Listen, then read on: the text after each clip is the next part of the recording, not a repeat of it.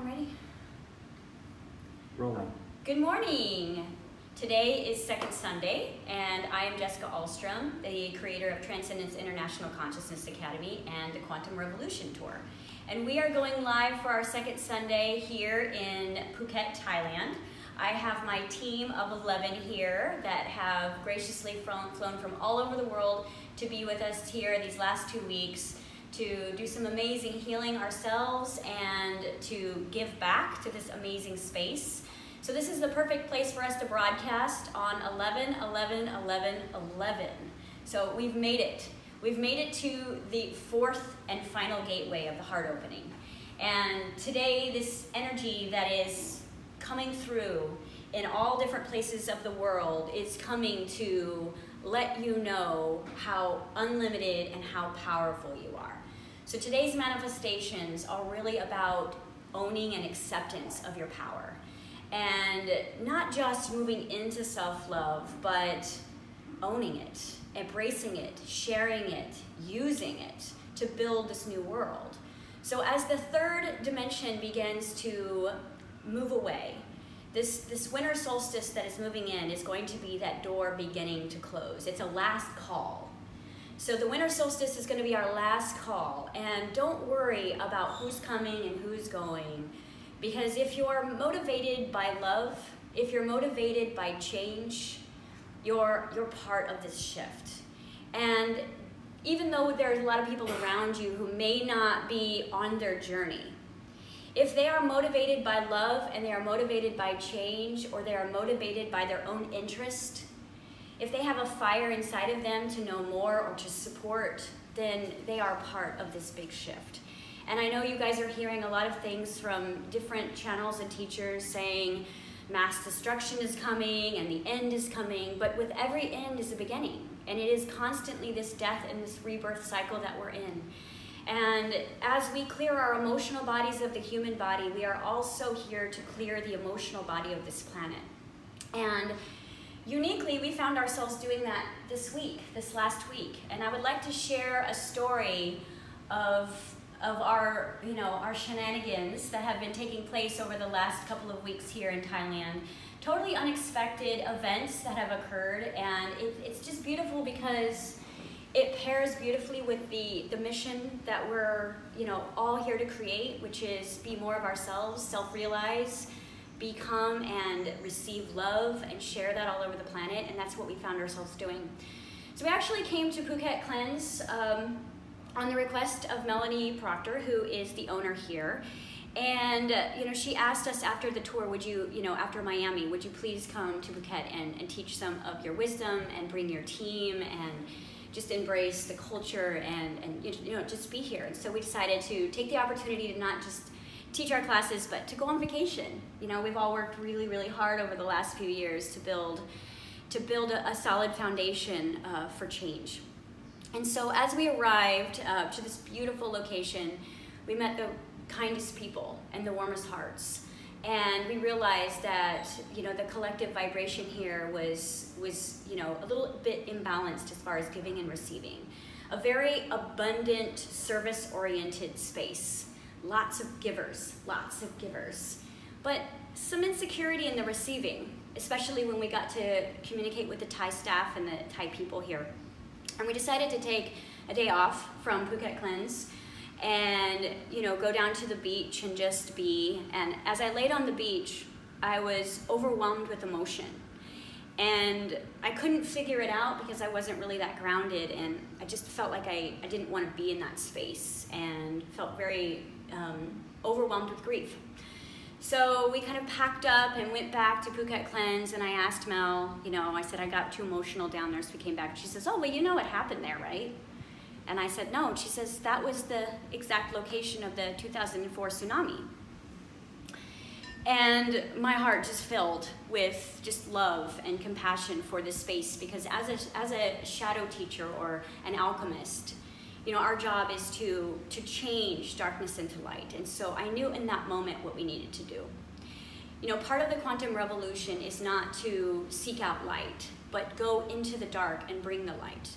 So I asked my team, and I asked beautiful people that we had met that, had an intense desire to be part of this shift and change. You know, would you honor me with the opportunity to go down to this location and clear this emotional body? Because when we understand how trauma works, trauma is something that freezes in time and space, and it creates a huge amount of density, just like our bodies. So when we endure trauma of any kind, we are really good at burying that because we don't want to feel it. We don't know how to express it. We don't know how to purge it, so we bury it. And when we bury emotion, energy in motion, it becomes dense. And as something becomes dense, it becomes separate from you because you are light.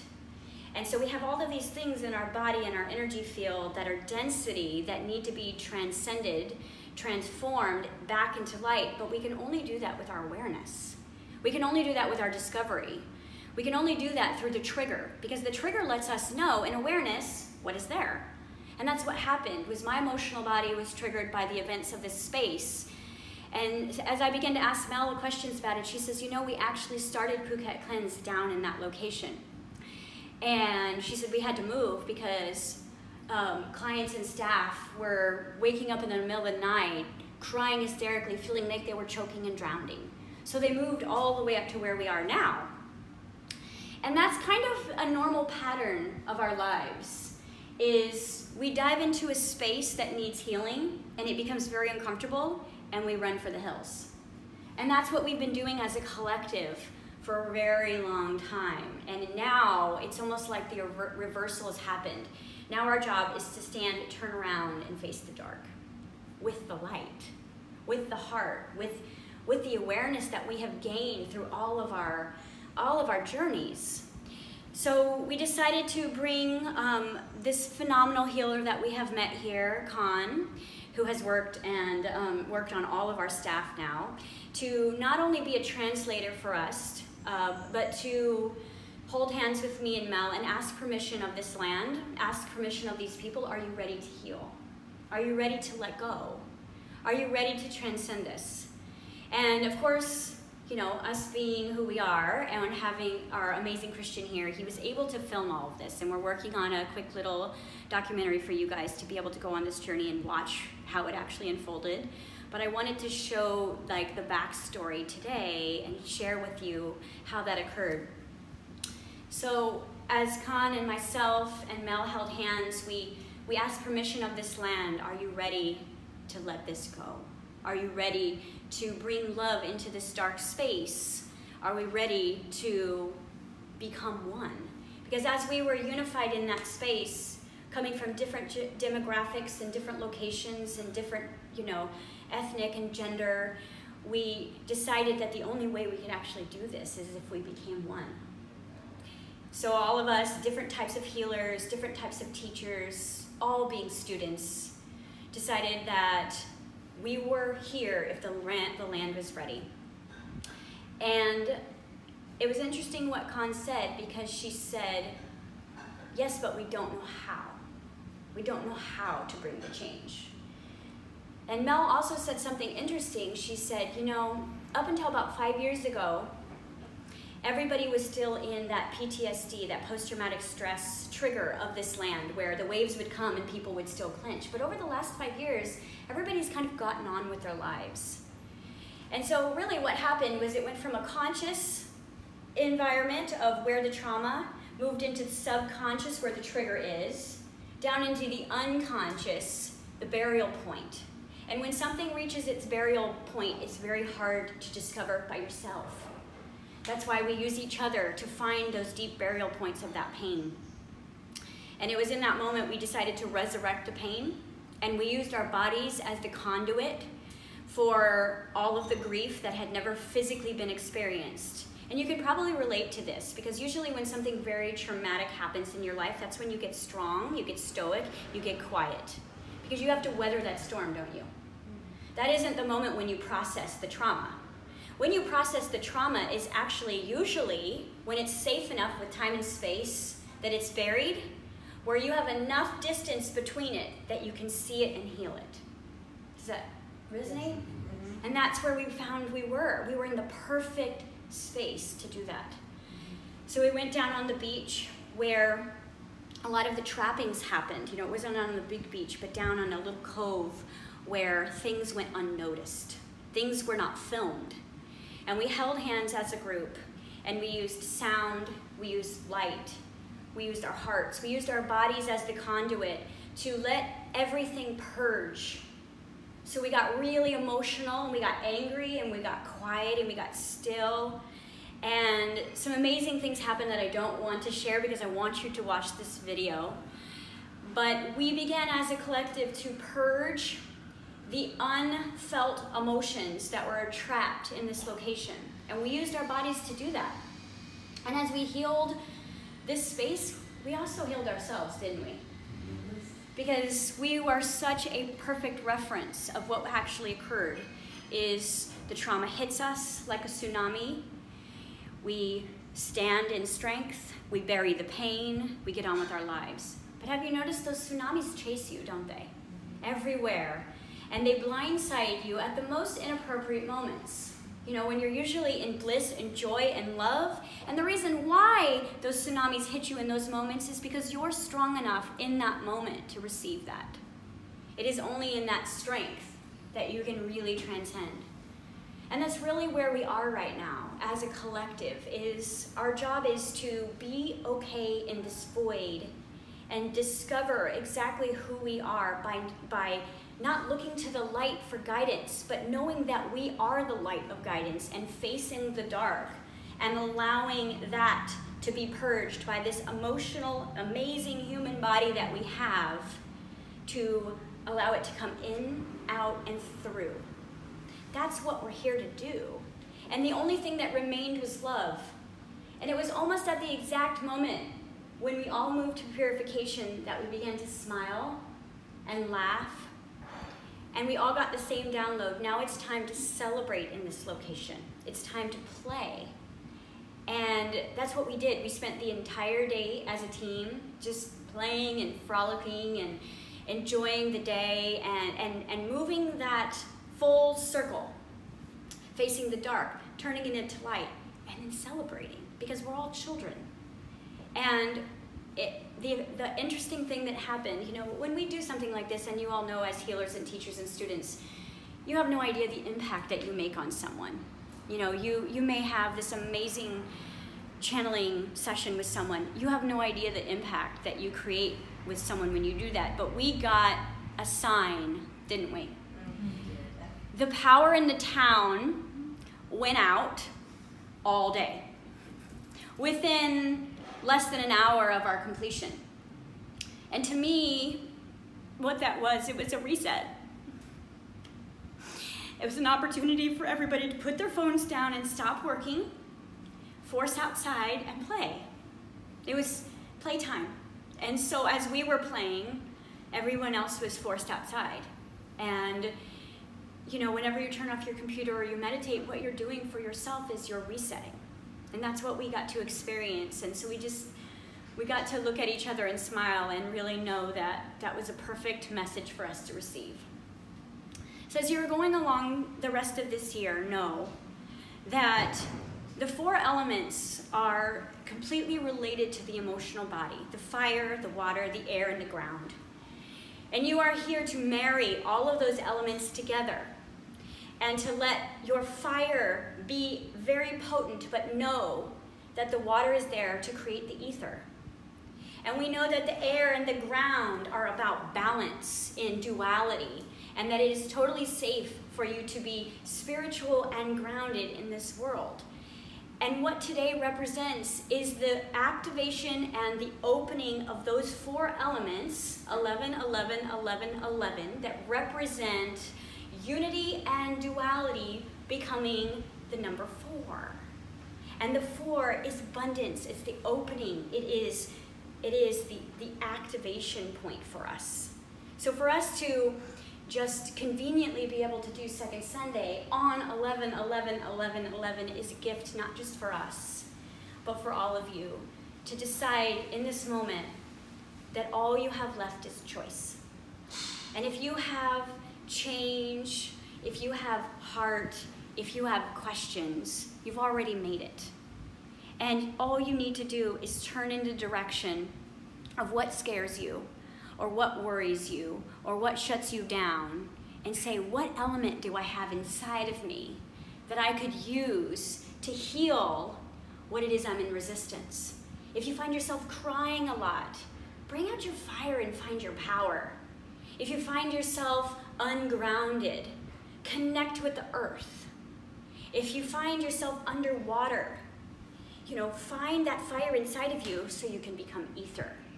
And it is really about owning our emotional body and using our emotional body to speak to us instead of us running from it. One thing we've noticed being here is that we've been on this amazing vacation, but we've all been triggered, haven't we?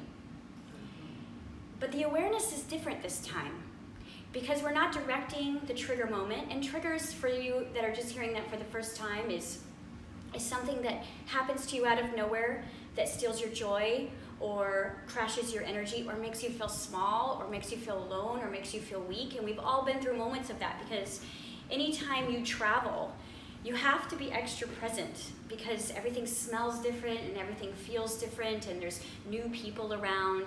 But with new people around can create new understandings of karmic relationships. And if we're all re-meeting ourselves for the first time and none of us are strangers, we may rendezvous with our past. As you search for your future, you always find your past. And, just from my ice bath experience, bringing out some childhood wounding, it was such a gift because I didn't get upset at the ice bath. I didn't get upset with the practitioner. I allowed the grief to be there, and with that space, created a healing opportunity for me. So you are in a huge healing opportunity for yourself. Because this is all new, and because change is here, and because our direction is unlimited, and it is all potential, that the way out is actually through the dark. But you are the light. Our whole lives, we've needed someone to be the light.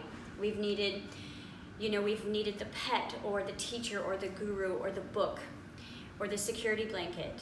But what we've made it through this year, we're realizing that that's what we are now. Not only for ourselves, but for others that are just waking up and that are just coming into their own. So the message that I have today is very short and sweet. And so what I wanted to do is just take 3 questions. Because we're not broadcasting live, we wanted to get the time right for you guys. It's the middle of the night for the US, so we wanted to film this. So I've asked my team to think of 3 questions that they think the collective are experiencing right now that I may answer for you. So who has their first question?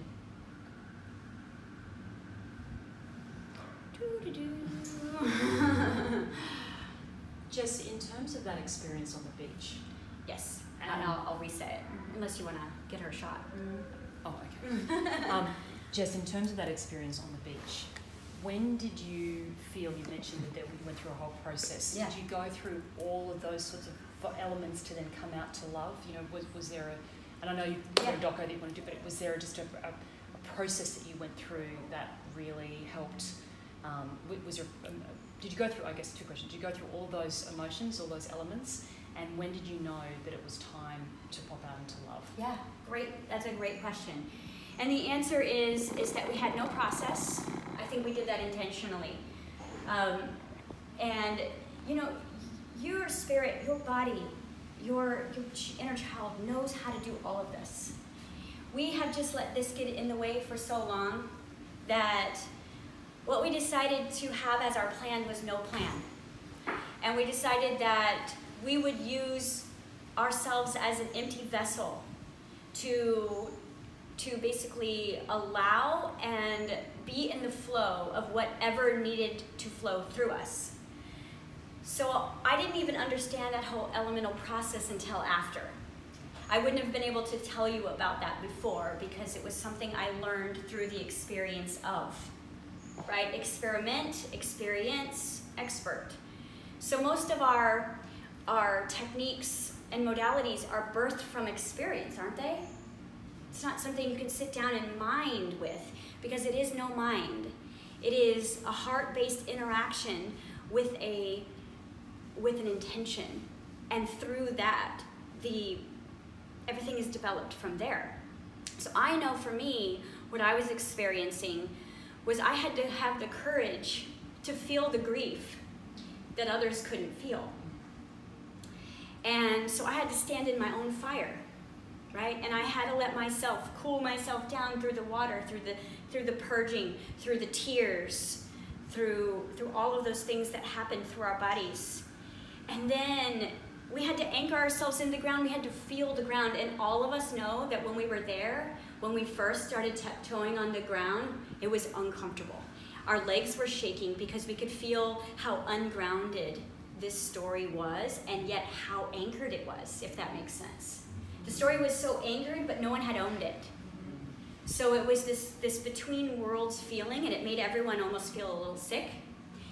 And so we had to ground in the story, which means that we had to love it. And the true definition of love is acceptance. So we had to accept that had happened. We had to accept that we were here to receive through from Mother Earth and from the ether of the emotional body around, and from the chemical reaction that was happening within our bodies in the sand, that we literally had to engulf ourselves in all four elements in order to really purge that experience. We had to really lock our intention. We had to show up. We had to open up, and we had to get out of the way, which means this. We weren't thinking about what we were saying. We were like, okay, our camera's rolling. We had no idea once we actually got there if there was a camera on us or not. And I know if you guys, we didn't care. That's not why we were there. And as we began to purge, it was an automatic process of the lightening up. You know, have you had a good cry? You feel tired, but you feel light. And if you stay in that lightness and you honor that tiredness, it turns back into joy, like a child having the best nap. Because what happened is it just flowed right through us, and we went through all of those emotions in like less than 20 minutes. And as we began to smile and play, we decided that we would create a symbol of our experience there. Mel found a shell, and we all put our love into the shell, and we threw it into the ocean for basically, for that to be a new intention of this location. And that has just become what it is. It has become a natural evolution of us deciding to just show up. See, no scripts, just love and intention. And I, for a really long time, have had a great desire to go to all the genocidal points of this planet where the big emotional bodies are at unrest, at low places of density. You know, if we look at the fires that are happening on the West Coast, if we look at the tsunamis and the earthquakes, is that not just Earth's emotional body purging? You know, on the West Coast, there's fires, but what does the fires bring? It brings up the grief. It brings the water so that people can actually get into their heart. And for years when I was living on the West Coast, you know, here it's snowing and here it's fire, and I'm going, why is there so many fires here? And I'm like, oh, because no one is feeling their grief. So if we understand the elements in our emotional bodies, that we understand that everything is finding balance with itself. And the more work that we do, the less Mother Earth has to do for us. The more we chase the dark with our own love, the more she has to explode to get our attention. Does that make sense? Does anyone else have another question? I have one. Okay, we'll do Frank and Amber. So as you're speaking, I'm just wondering if you have any ideas how people could connect with this energy that we've created here and personally surrender and help clear themselves of family patterns or things that have happened throughout the year, and then, you know, kind of close that out as we get to the end of this year, how people can personally do that for themselves. Well, I think just hearing this transmission is not about connecting here, because what happened here is a symbol of what happens everywhere. You know, anywhere we go, I mean, we felt it in Miami. Anywhere we go is going to have an emotional body that needs to be released. Everywhere you go, you take your emotional body with you. So what I would do is I would look at where you're in avoidance. I would look at the spaces in your life where you're in resistance, that you're still using a lot of your energy to not come face to face with something or someone. And that's what I would use as your recalibration.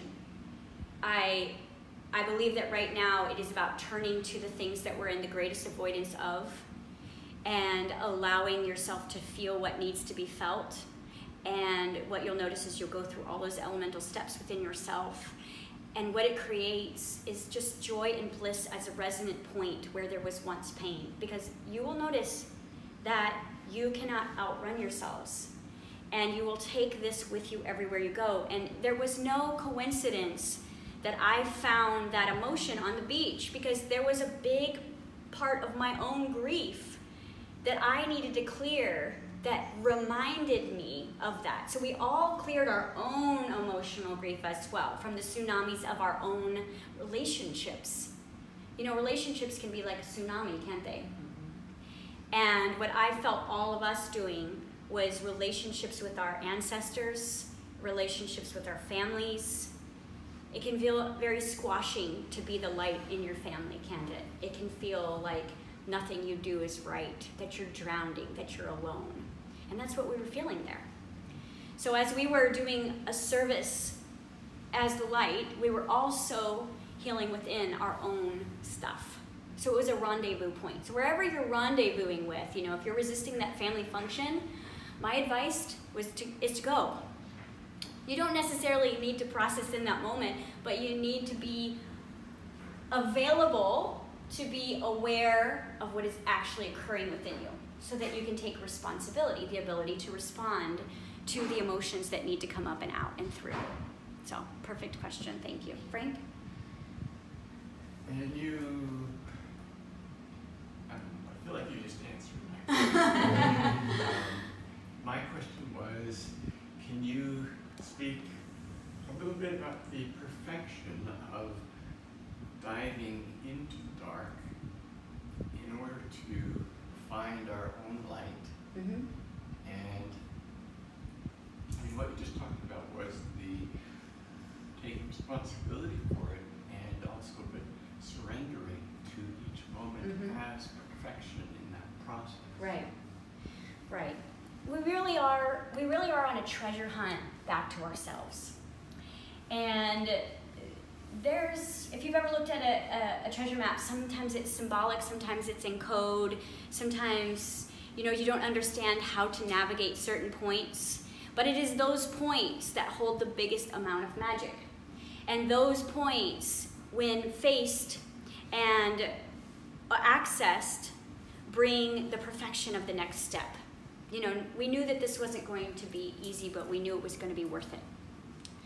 So in that moment on the beach, I experienced divine perfection because I may not have been strong enough to face the emotional tsunami inside of me, but I was strong enough somehow to stand on a beach where thousands of people were killed and be of service.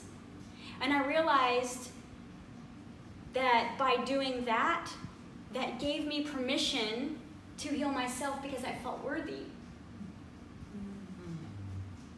If I can do this for 5,000 people, I sure deserve this, yes? Yeah. And then I released my own grief. That's how it works in divine perfection. That's why I'm saying go write your book. Go tell your stories. Because it is in those moments we begin to feel worthy of our own healing. So, thank you, Frank. I have something to add to that. As you were talking, I noticed something. If you look at the word divine and what that actually means, think of the word div or divide. It means of two. So what was actually happening too is like the universe was working through us and we were working through the universe, and the divine came together. To make one. To make one. Perfect. And that is the perfect completion of Second Sunday. So thank you guys for being here. Thank you so much for sharing this amazing special bonding time that we've had. Thank you for our new members. You know, I was given a download when I keep thinking about certain genocidal points that I want to bring my shadow hunting qualities to, and my higher self says, you need 44. You need 44 shadow hunters, light workers, that are not afraid of their own pain to go with you into these darker places. And I truly believe that underneath the Quantum Revolution Tour of our DNA activations and our celebration of our divinities, I'm looking for those 44 people. And I can say that right now, I have 11. And that's pretty good. And we've only done our first tour. So if that shocked your system when you heard that, please reach out to us. Please open your heart, because we only need 44, but can you imagine if we had more?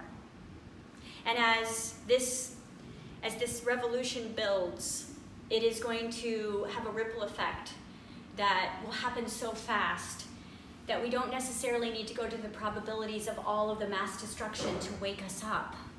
Because instead, we're going through the dark forest, seeking out the pain and bringing light. So Mother Earth doesn't have to teach us through example.